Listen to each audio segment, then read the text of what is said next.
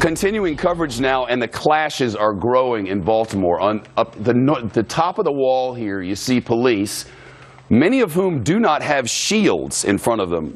Inexplicable. I don't have any idea why they don't have shields. Some of them do, though. And then down here, large groups of what appear to me, and we've been watching kind of closely, to be mostly juveniles. School's out. They sent out this meme saying that they were going to purge and march, and that's what they're doing.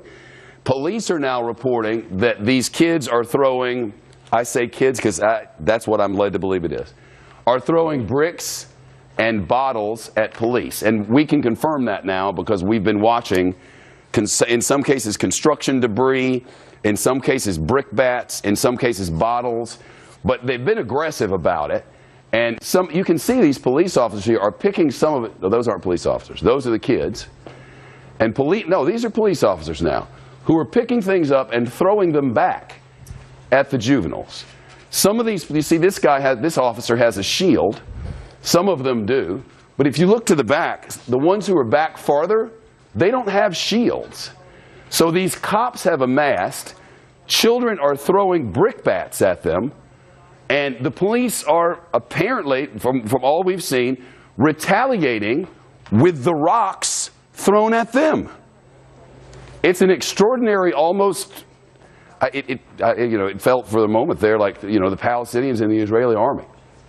But now the police are moving, and you can see, you'll be able to see, some of them have riot shields, those acrylic plastic front shields that they use to protect themselves from these stones and rocks, which are 100% being thrown at them.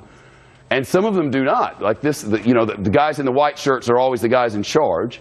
This one in the white shirt does not have anything, so he's backing up behind all these. We've watched the police try to make a move on the juveniles, but look in the street down here. It's littered with these brickbats, and the kids are fully moving on police, and police are backing down. So what do you do now? Do you bring out water cannons? Do you bring out pepper spray to disperse the crowd? If a police officer gets hit and is down, then what do you do with more teens who are rushing you at the time? Do you reach a point where officers have to protect themselves and their lives, return fire in some way, besides with the brickbats, which they are clearly throwing? This is an extremely intense and scary moment, I think I can surmise, because if the kids continue to move on the police, and the kids are backing them down, say a police officer is injured and down in the street, and then you go to try to save the police officer, at some point, some of these people who are moving on police and have backed them up now at least 2 blocks, they will have to be stopped in some way.